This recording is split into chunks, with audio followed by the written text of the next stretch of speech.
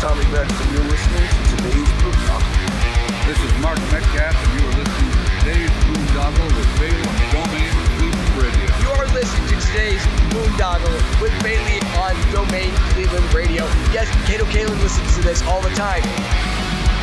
Welcome to today's Boondoggle. Now, here's your host.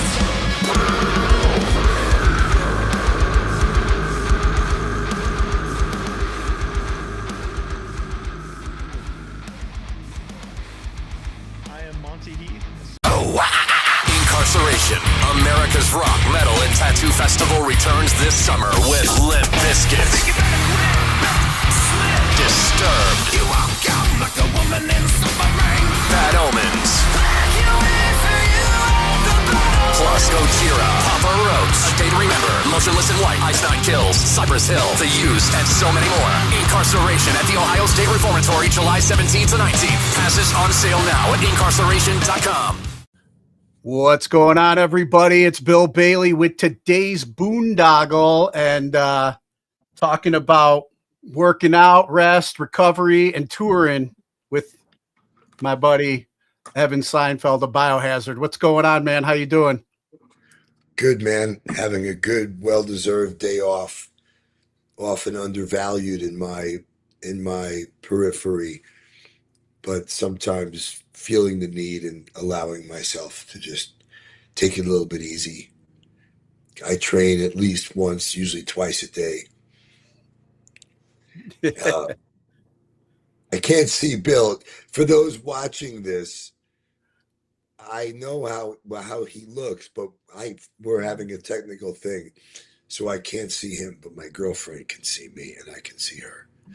So if I look like I'm being really sweet with you, Bill, don't take it personally. Oh, I won't. You know, we're still fresh. We're still fresh in our relationship, man. I know. Yeah, man. But usually when I have people on for the first time, I like to go like way back and get a quick background. So when you were little Evan, what do you remember? What did you originally want to be when you grew up? Man, from the second I felt music, my first memory is music. I just wanted to be music. And when I saw Kiss, the first time I heard Kiss and saw, pictures of them in makeup, I was like, that. I want to do that, something like that. And as early as I could remember, I would jump up on the bed and sing it to a hairbrush, I would pick up a paddleball racket or a baseball bat, anything that could mimic a guitar or a bass. And I always felt music like empathically. And in my, older age, along my journey, I learned about people who are ADHD, neurodivergent, who are like empathic for music. So that's me. There's something, I have some connection to it. So Nice. this was always the thing I wanted to do from a young age. And there's an interesting segue. I'm going to let you guide the conversation, but there's an interesting segue to that was always my unwavering purpose and passion. And then somewhere in my 40s, and I got disconnected from purpose and passion. I got running around chasing money and different types of ego-driven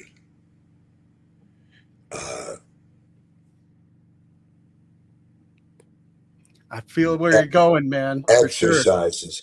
And it kind of forced me into like my third complete mental and emotional breakdown, my third divorce, and my life felt piled up on me. And I understand why so many men are so checked out, unhappy with their lives, high achieving men even dissatisfied with their lives. suicidal, depressed, anxious, fearful, worrisome, paralyzed, feelings of low self-esteem, low self-worth, poor self-image, lack of confidence. This is just off the top of my head. Fast forward to I've spent the last 5 years writing a book and sitting with men, listening to their hopes and dreams and their fears, and got a pretty good cross section. I've sat with about 5,000 men, and I've spoken with all of them, but I've listened to all of them. And that's the key. I see this great glaring need in our society for there to be a safe space for all men to be vulnerable and be able to share what's heavy on our hearts, what's going on in our head, what's going on in our minds. Because most men, a lot of men, and different cultures, it's worse than other cultures, fear sharing that I'm worried or afraid or I don't know how to do something somehow makes me less of a man. I'm supposed to be able to solve everything on my own without any help, without a grimace or a wince, it should be effortless. I also have to pay for everybody and everything around me. And that's on top of having to take care of my own physical and mental health and well-being. And I don't have the answers per se. I just know that in the format that we kind of miraculously, not accidentally created, Mentorship, we've created this circle of brotherhood. And we have an app. We have about 500 guys in our community.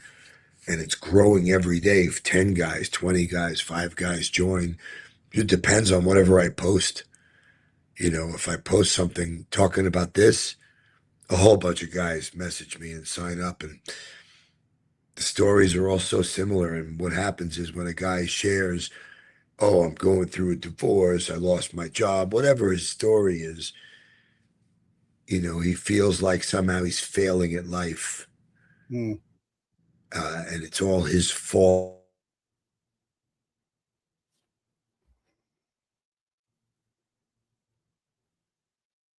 Go deep. And I learned in AA very, very, it was super apparent to me when I started going around AA. And I remember I started going to AA when I got sober in 1988, and I hated it. It was a bunch of angry drunks. And I was always feeling like I was going to get into a fist fight at every meeting. And then a few years later, when the band got signed to Warner Brothers, I was out in LA, and they hooked me up with this guy, Bob Timmons, who was like the rock star liaison to like. I've heard of Bob Timmons. I've heard his name mentioned. Getting into rehab or getting a counselor. And he was my he was my gentleman, man. He took me around. He introduced me to people. He brought me to like this private, like Hollywood Hills, A-lister meetings. And like, man, I got it there. And, it was probably my young, prideful ego that was, saw, they say you're the sum of the people you spend the most, 5 people you spend the most time with. And I would go to these AA meetings and they would say, if we have what you want, nobody had what I wanted. I needed to see people who were fucking iconically famous, who I admired and looked up to, say, if I was still drinking, I wouldn't have any of this. I needed to hear that. Yeah. I needed to hear them tell me I have to go to a meeting every day. Otherwise, I can't keep it together for everybody. It's their therapy. Wherever you find your salvation, your peace, God bless anybody. I like AA. Like you were talking earlier about mentorship, what I like, I do like, I try and do mostly stag meetings, men's meetings. Yeah. Oh, And that's what it's we were talking about. That's what we were talking about. I'm so sorry. yeah, I no, said no, I saw right away glaring men in the stag meeting getting really raw and saying, "Man, I'm broke. I don't know what I'm gonna do. I don't know how I'm gonna pay the rent. Can I sleep at anybody's house?" And then on Friday, you see him at like the dog and pony show, like Hollywood meeting, and he's got a haircut, he's got a clean shirt on, and he gets up to the mic and he saunters up and he taps it like an and now his voice is a little deeper because there's women in the room and he says, I have a lot of responsibilities. It's not easy being a boss of a major company. And I'm just like, oh, what the fuck are you talking about? You just said you don't have any money.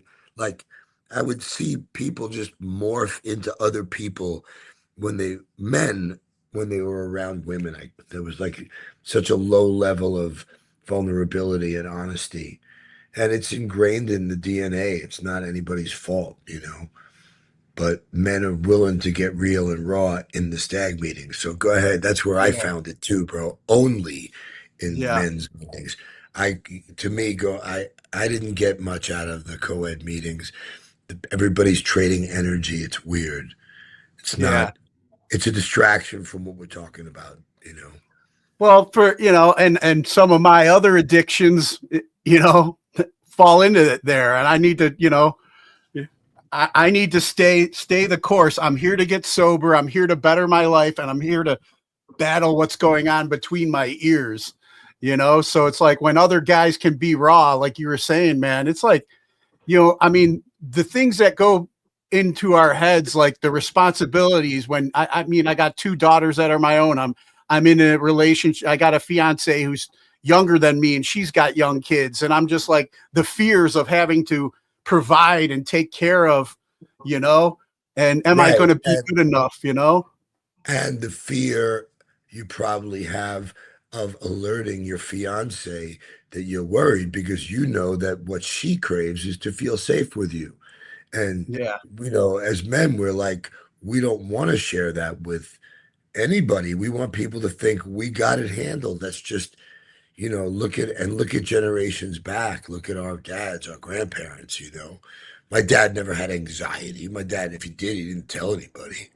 I'm sure he did, but his generation, they didn't complain.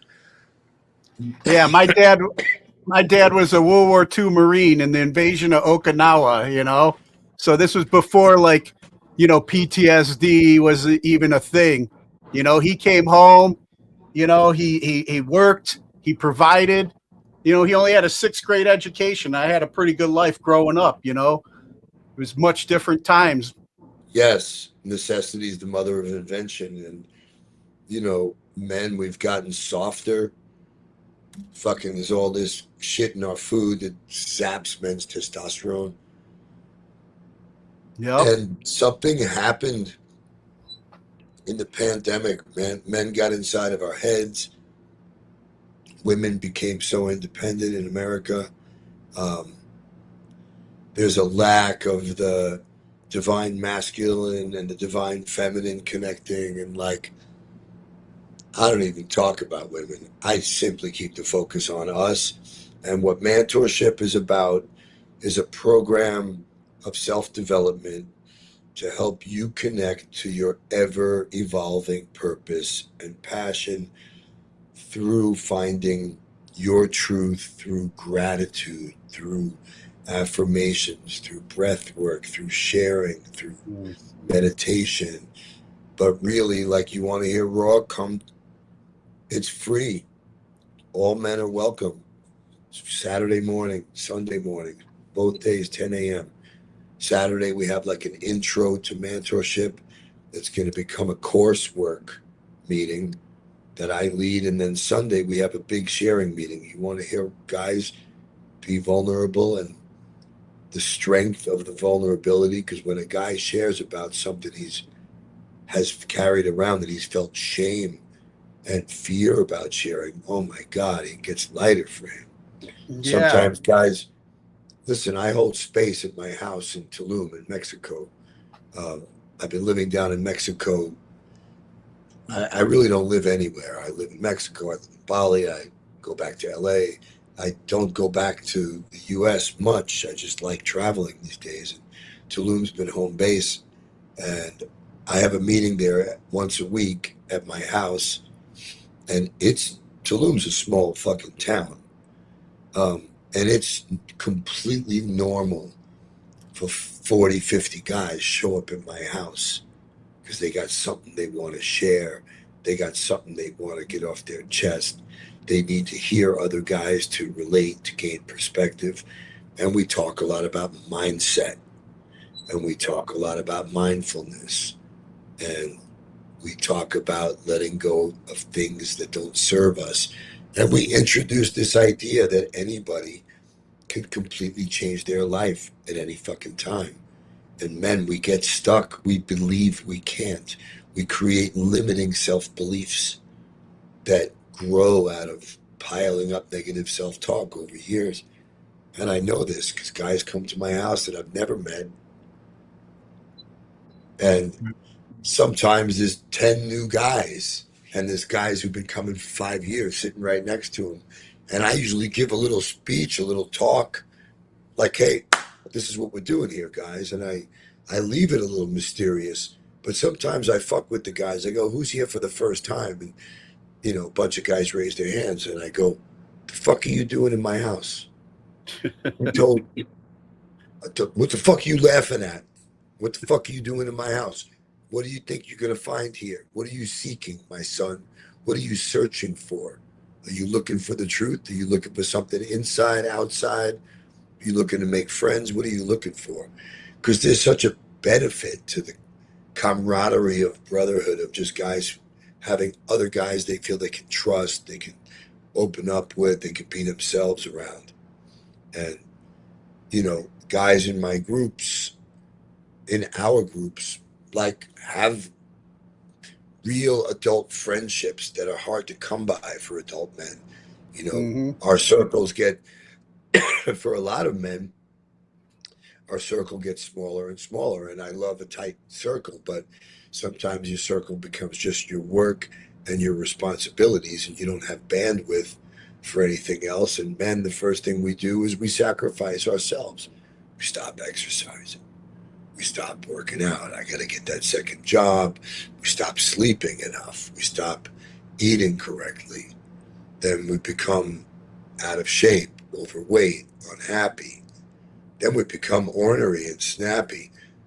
Probably our spouses that we love are less attracted to us because we're not feeling confident about ourselves, And people grow apart. And men, we act like the earth is spun off its axis when two people decide not to stay married or cohabitate anymore. I know I went through a bunch of divorces, and then you learn that you're really not going through anything. Just you learn to embrace the beauty of impermanence, and you learn to embrace the power of change.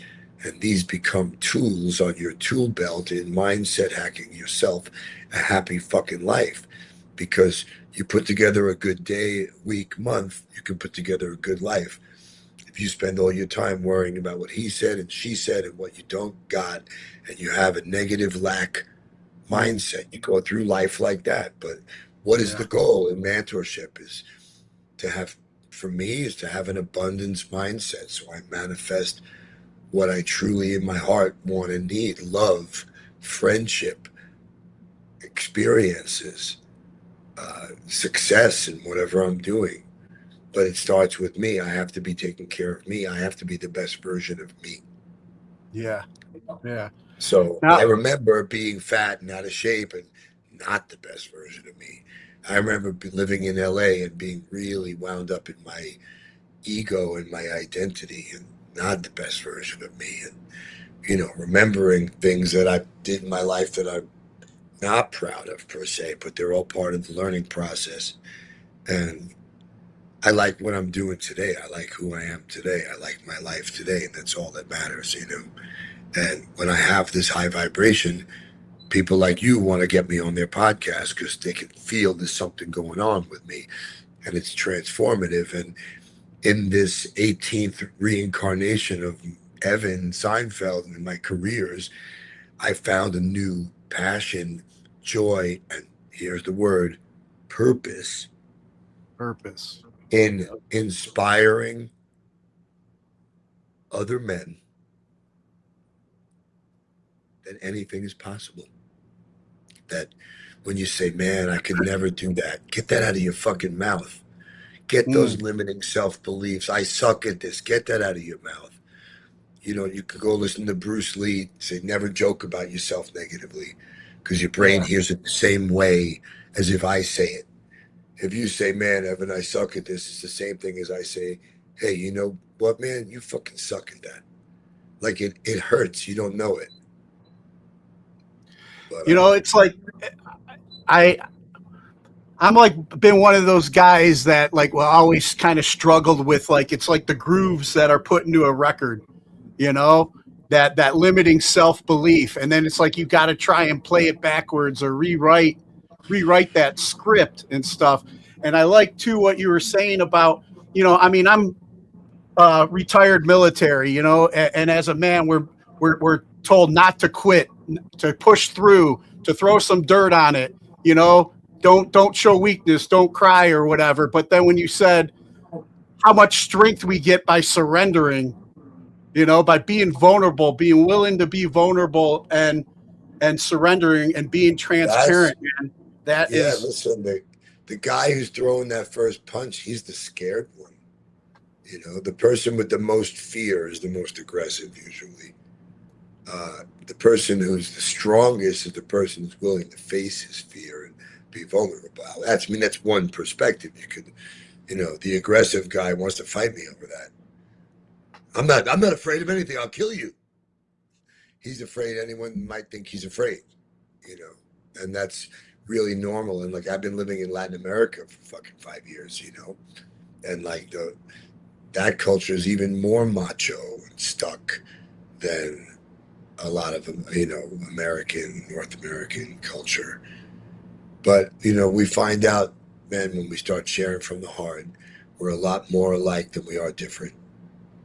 And true. That's a very reassuring and comforting feeling for men, because we're fucking pack animals, hence the wolf, and hence the mentorship wolf pack, you know. So here's my plug. Go to wolfpack.mentorship.com, create an account, go to the App Store or Google Play, download Mighty Networks and log in and join our community. There's guys there having like really, really useful conversations about dealing with a breakup, about mental health, about biohacking, about physical wellness, about fitness and training, about crypto, about whatever the fuck guys are talking about. We have a group for it. We have a stoicism meeting. It's awesome. It's a community of guys who are all working on becoming better versions of ourselves, not trying to. We're doing it. Yeah. Just be a little bit better today than you were yesterday. Let me ask you, like, because you talked about back, you know, earlier days when you were out of shape and, you know, the music thing was taken off, Biohazard was taken off. When did you get to the place where you knew you needed to be on this journey, on this path? Can you talk about what led to that? Yeah, man. I mean, I realized every time that I let myself get out of shape, I always knew how to work out. This wasn't lack of information. This was lack of will. This was depression. This was anxiety. This was stuffing my feelings with food. This is an addiction. You know, I would eat myself, go to place and order two main courses and the two appetizers and a dessert. And yeah, man, I was gorging myself like it was the Roman feast, like I was at the Roman orgy eating. I've had a lot of issues with food and other addictions, everything. And I've read all the books and I've been to the workshops and I follow a lot of deep thinkers. And, you know, I see myself as a really good tip of the spear for getting men to open up. And it's funny, we're on StreamYard. I started a podcast. I've got about 6 or 7 episodes in the can with video and everything. And I'm waiting for my book to come out to release the podcast, so there's something relevant that people know what we're talking about. Because in it taking me 5 years and talking to 5,000 men to finish my book, and now I'm in the final edit and release process, and hopefully the book's coming out, fourth quarter this year, September, October, it poses a lot of questions. It gives a lot of men something to think about. And it literally lays out a format for how to have a mentorship circle of brotherhood meeting with any group of men, wherever you are, anywhere, anytime. And I do borrow and quite a bit mirror some things of AA that I like, but as in AA, where you take what you like and leave the rest. Yeah. That's kind of what we do for mentorship. Do guys help each other stay sober in mentorship? Fuck yeah, absolutely. But guys in mentorship realize, for most of us, the substance itself isn't the problem. It's a symptom of the problem, of a greater dis-ease with life. So like I said, this is something available to everybody and it's free. And I think the reason that we connected to have this conversation, besides all of the similarities and all the parallels and all of the mutual people, and, you talking to, other guys that inspire me, like John, that, he and I are always liking each other's stuff on social media.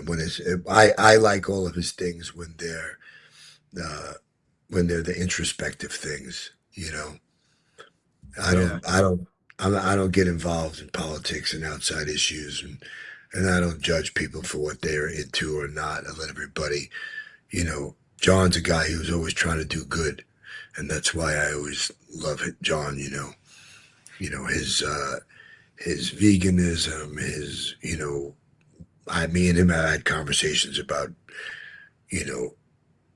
Buddhism and Krishna, and we've toured with them so much.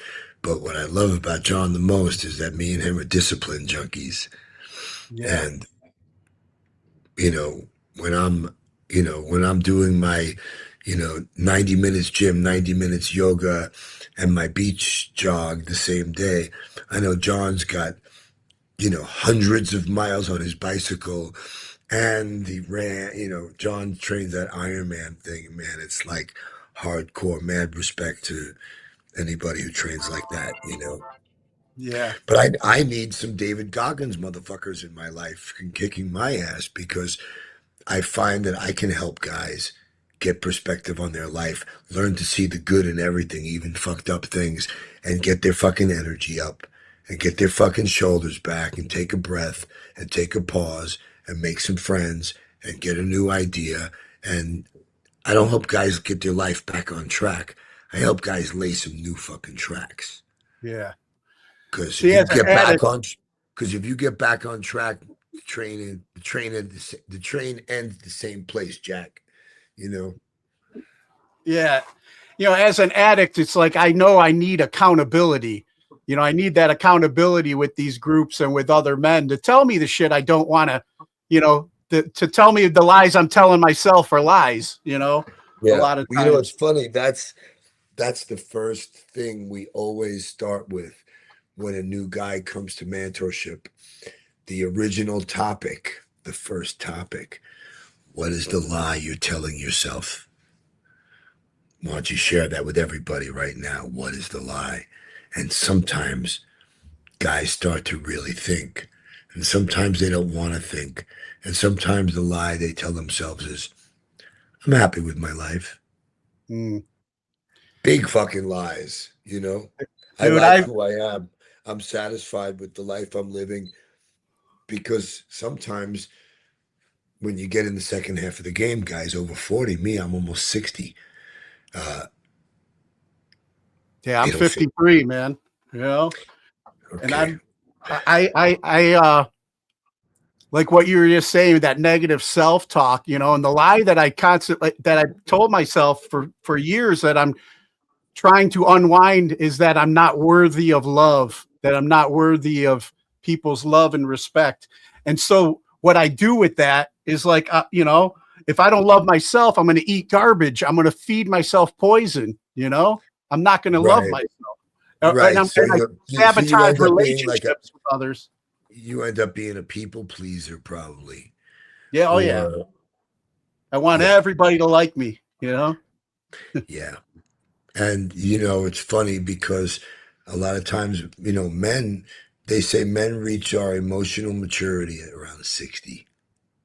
So you're right on track to be looking at these things because when we're young, we kind of just go. We go with our first idea. I love this woman. We're going to get married, make some kids. I'll take this job. This seems like a good job. I'm excited about it, at least right now.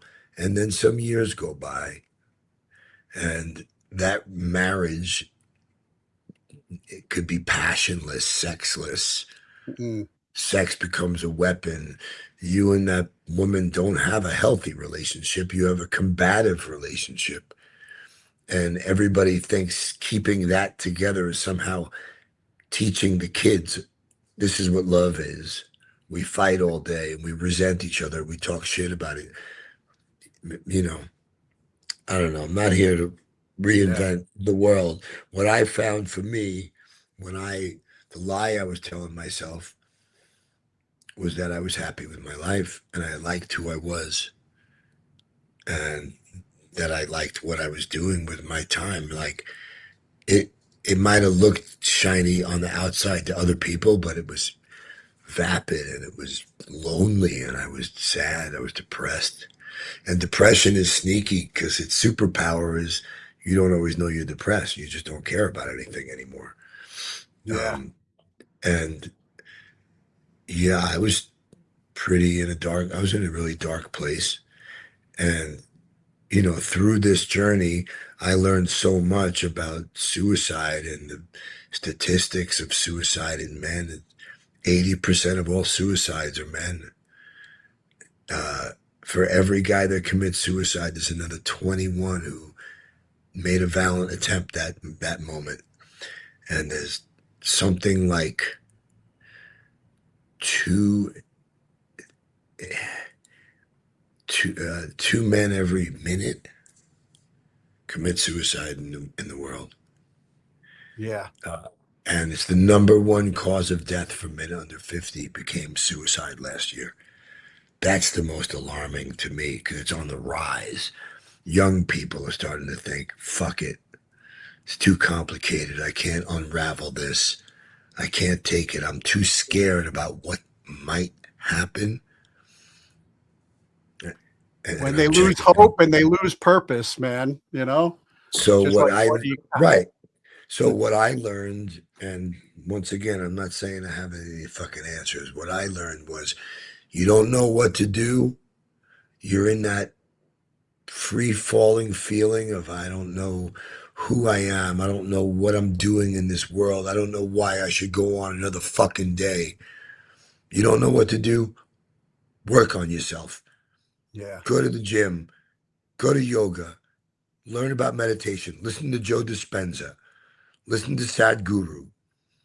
Listen to Alan Watts. Read a book. Read the Four Agreements. Read The Power of Now. Follow Eckhart Tolle on Instagram.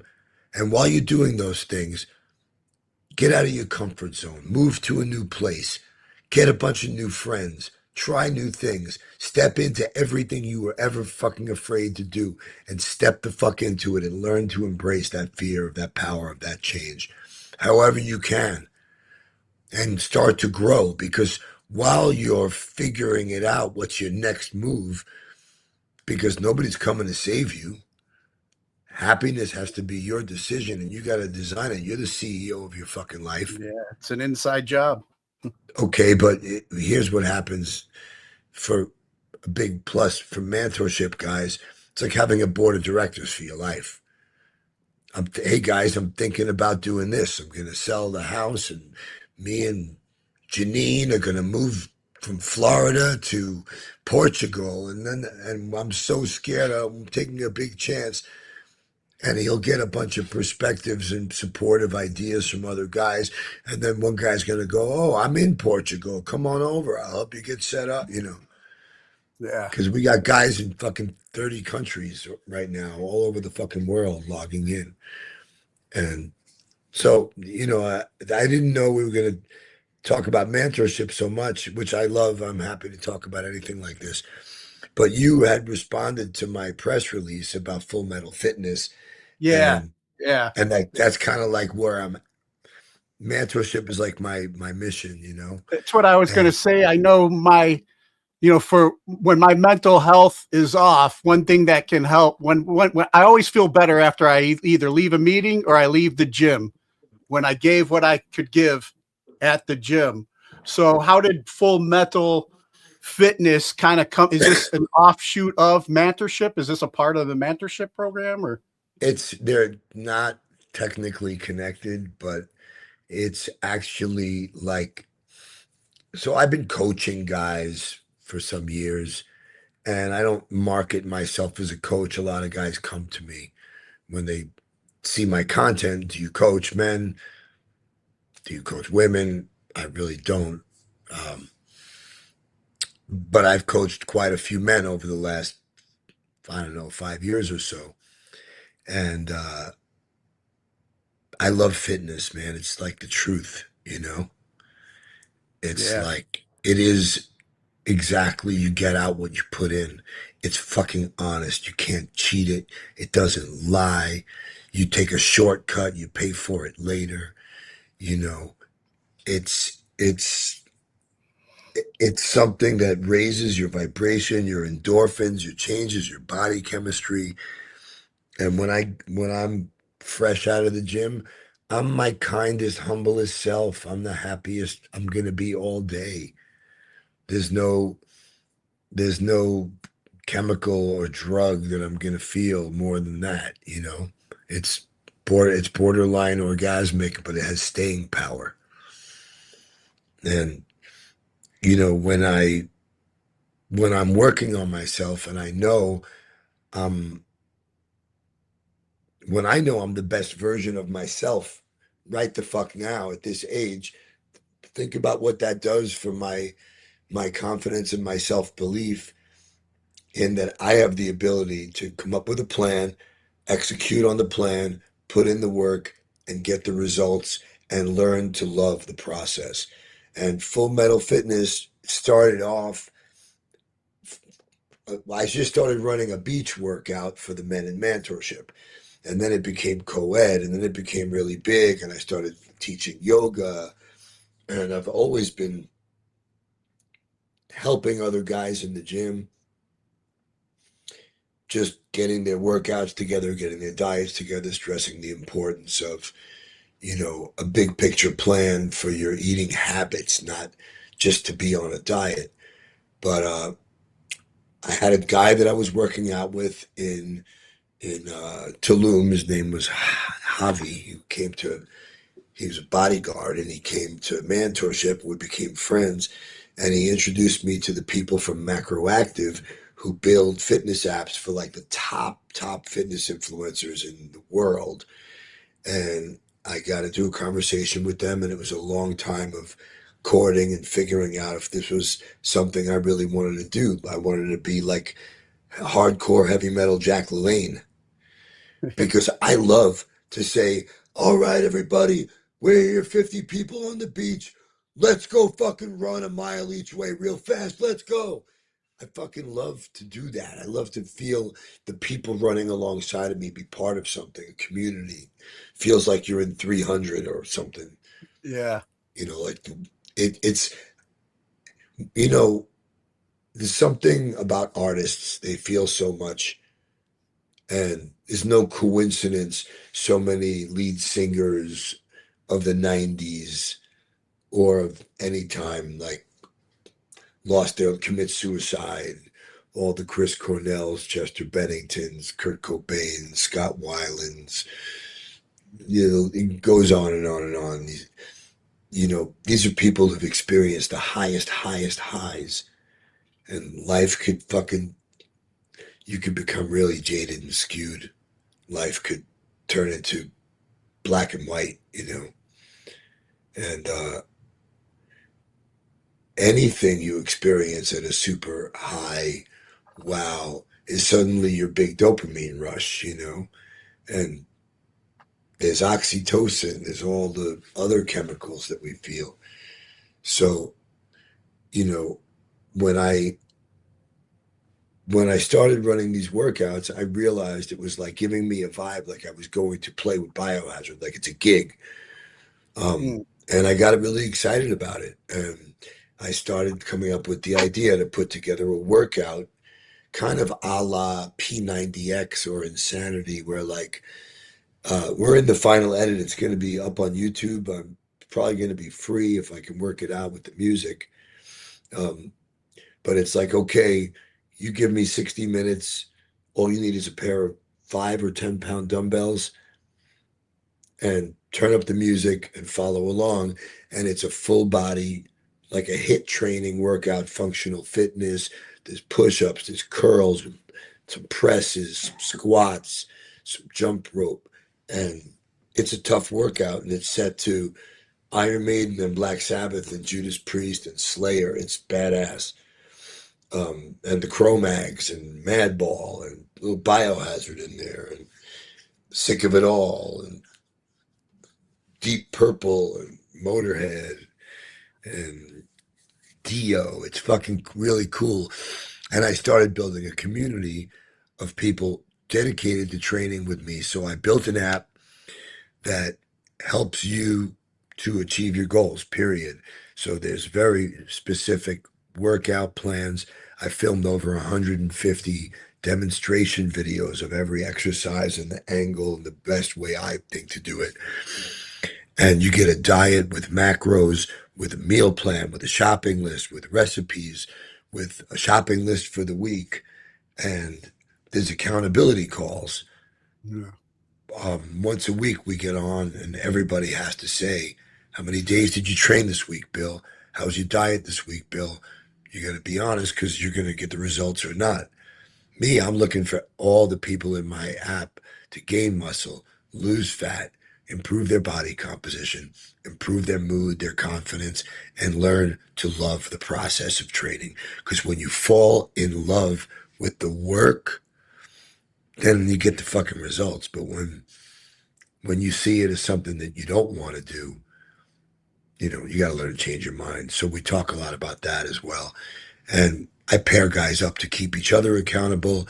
And there are different levels and tiers of coaching. There are guys who have like a gold or a platinum or like even a diamond membership where they have access to me because,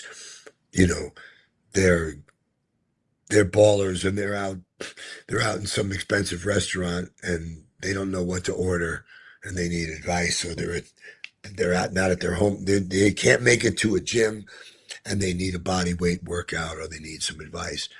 And some people just having somebody there to reach out to helps keep them accountable. And oddly, the whole thing is all people from the scene. It's all the guys in Full Metal are hardcore and metal guys who are in their 30s, 40s, 50s, and everybody's leveling up. And I'll shout out my boy Brian, lost 16 pounds this month, and big shout out to my boy Matt, lost 20 pounds in a month. And these are guys who were stuck in their journeys. So when you start to see the transformation, so to answer your question, a lot of guys from Mentorship join Full Metal Fitness. A lot of guys from Full Metal Fitness join Mentorship, but they're separate things. And if you're interested in getting in the best shape of your life, man or woman, and you like heavy metal, it's kind of a culture. If you like hardcore, if you're into, punk, underground scene, even I've been reposting on my story, my boy David from the Casualties, a fucking amazing punk band, is doing my push-ups challenge right now. We're doing for the whole, we started a couple of days ago, 100 Mike Tyson push-ups a day. And guys are literally doing the Mike Tyson push-ups with their legs against, got a squat in it. It's really hard. And they're making videos and they're tagging Full Metal Fitness. And here's the culmination of it. So we're playing at a huge festival called Bloodstock. Biohazard has a new album, Divided We Fall. We're out on world tour. I'm in the middle of 30 shows with Sepultura and Exodus here in the U.S. And then I have a you little guys were time just off, here and then at we're going to Sonic Europe Temple. for 40 shows. And Bloodstock is a festival with 100,000 people. It's been going on for 25 years. And every year that we play at it, I've done a mentorship circle of brotherhood. The first year we did that, they had over 300 guys respond to the email, and they only had a private space for about 25. It was not good, so we're trying to do something else. But they invited me to put on a Full Metal workout on one of the stages. So just because you're at a music festival, like, I like to bend culture. Like, you don't have to drink and get fucked up and eat hot dogs because you like music. You Yeah. can come to the festival and fucking get a sick workout in and raise your fucking vibration. Then you could even eat something healthy afterwards. Because me, I want to live long and I want to prosper and I want to feel good. Fucking live long and prosper. That was Leonard Spock. Nimoy. Yeah. Yeah. Yeah, you guys were just in my backyard here for I lose you, Sonic Bill. Temple. No, I'm here. Can you hear me? Okay. Did you hear me? Sammy. No. Yeah, man. So I want to be cognizant of your time so you can get to the gym and get that workout in. But definitely, man, I know my struggles is always with the falling with the food and that negative self-talk. So it sounds like you got two things going on that I need to be a part of, you know? And you see the food is a symptom like the alcohol, like the sex, like the drugs, like everything. It's just another thing we reach for, you know. I reach for it all day long, put something in my mouth, you know. Trying to numb the pain or the voices, right? Yeah, yeah, Listen, exactly. what day is today? Today is Wednesday. Yeah. Come Sunday morning, 10 a.m. Eastern time. Yeah, I'll hit you up, man, and get that information and definitely jump on. I'm telling you the information right now. Take a stay. I'll put it in the chat here. I'll give you the link. All right. Now, before we get ready and wrap up, I want to ask you just a couple more questions. 1 second. Click that link and let it open in your browser and look at it later, okay? All right. Got it. Now, who are three people who've inspired you and you can credit for making you the person you are today? Wow. Not a question I was expecting. Well, my father, for sure. I learned so much from my father from watching him. I learned a lot more from what he did than what he said. And I tried to take that into my parenting.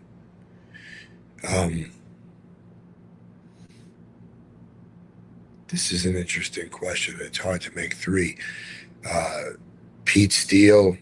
Peter was my kind of liaison to music, to like doing it for real, you know. I was a roadie for Carnivore, and that's where I kind of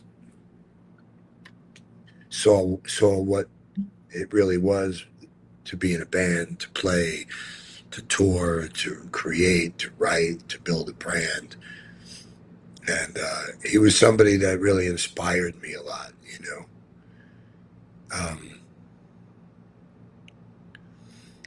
And I'll say my son inspires me every single day, every moment. He's here with me right now on tour. Nice. Yeah, man, becoming a dad. Father, the Son. Hey, the Father, the Son, and the Holy Spirit, Peter. Oh. Nice. And then taking it back to childhood, before you picked up the hairbrush and started singing into it, do you remember what your favorite toy was? Man, I loved dinosaurs and monsters, and I used to build models of, like, Frankenstein and the creature from the Black Lagoon and the Wolf Man, and I loved all that shit. I had G.I. Joe, and I loved the military boy toys, action figures. They're not dolls. But I was creative. I loved drawing, and I loved building models and stuff like that. But my other thing that I really loved as a kid was comic books. Oh yeah, me too, man. I still got quite a collection. You got to just figure out what to do with them now. Told my girls that's their inheritance. Might be worth some money right now. You never know. Yeah, exactly. Might be a good time to look into that. For sure. And then any message you have for our military members that are currently serving overseas?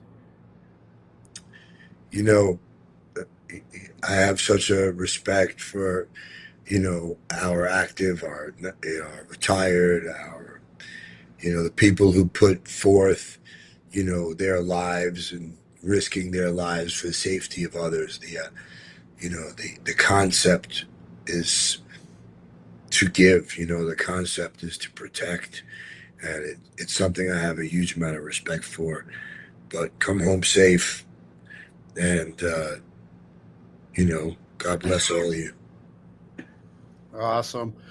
Evan, man, I'm glad we were able to make this thing happen, dude. I'm glad we were able to talk. Maybe down the line we'll get back into the music history, but we talked about what we needed to talk about, especially for All men right. today, man. Are we done recording? Yeah, I'm going to get ready and wrap up right now. I got one favor to ask you before I quit recording, though. You mind cutting Sure. a promo ID for the show? Just introduce Not a yourself, problem. and you're listening to today's Boondoggle. Okay. Let me put my hat on for this. Ready? Yeah, whenever you're ready. I got my Biohazard hat. So. Okay. Yo, what up? This is Evan Seinfeld from the band Biohazard, and you are listening to today's Boondoggle podcast.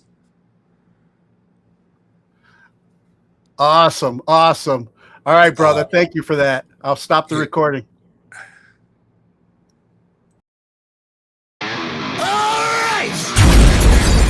Listen up! Hold on to your seats. Grab your girls, grab your beers.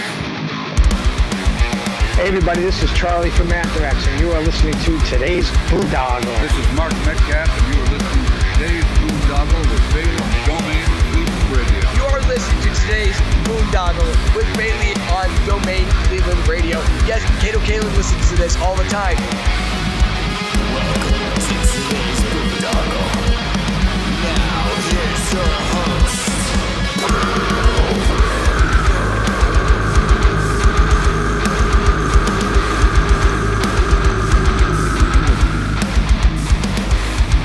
I am Monty Heath, so one Heath, and you are listening to today's Boondoggle. Hey, what's up? It's John from Skillet, and you are listening to today's Boondoggle on